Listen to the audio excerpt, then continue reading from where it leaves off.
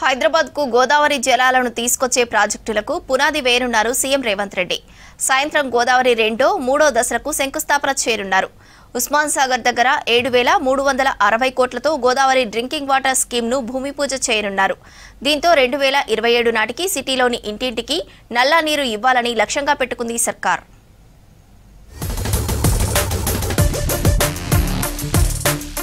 హైదరాబాద్ నగరానికి గోదావరి జలాలను తీసుకురావడానికి చర్యలు చేపట్టింది సర్కార్.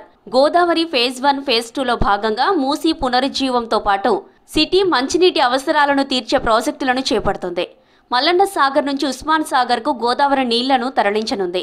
7,360 కోట్లతో చేపడుతున్న గోదావరి డ్రింకింగ్ వాటర్ స్కీమ్ కు సీఎం రేవంత్ రెడ్డి ఇవాళ శంకుస్థాపన చేయనున్నారు.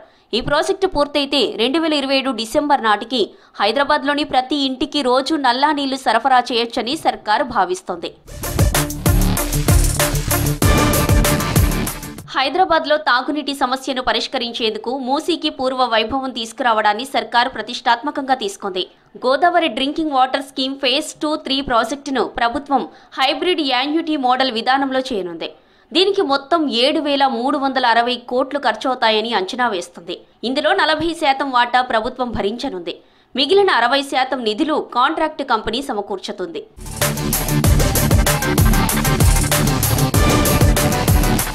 ప్రాజెక్టులను కేవలం 2 ఏళ్లలో చేయాలని సర్కార్ లక్ష్యంగా పెట్టుకుంది. ఈ ప్రాజెక్టులో భాగంగా మల్లన్న సాగర్ రిజర్వాయర్ నుంచి మొత్తం 20 టీఎంసీలను హైదరాబాద్కు తరలిస్తారు.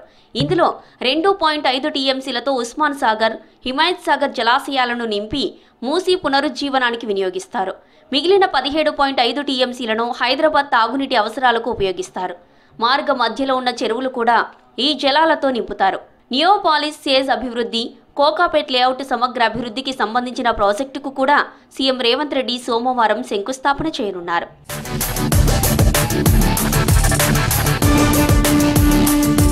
$298 కోట్లతో చేపడుతున్న ఈ ప్రాజెక్టుతో నియోపాలిస్ సేజ్లో తాగు, మురుగునీటి వ్యవస్థలను అభివృద్ధి చేయనున్నారు. దీన్ని కూడా 2 ఏళ్లలో పూర్తి చేయాలని సర్కార్ లక్ష్యంగా పెట్టుకుంది. ఈ ప్రాజెక్టు ద్వారా దాదాపు 13 లక్షల మందికి లబ్ధి చేకూరనుంది. హైదరాబాద్ భవిష్యత్తు అవసరాలను దృష్టిలో ఉంచుకొని ప్రభుత్వం చేపట్టిన ఈ భారీ ప్రాజెక్టులు నగర అభివృద్ధికి, పర్యావరణ పరిరక్షణకు ఎంతగానో తోడ్పడనున్నాయి.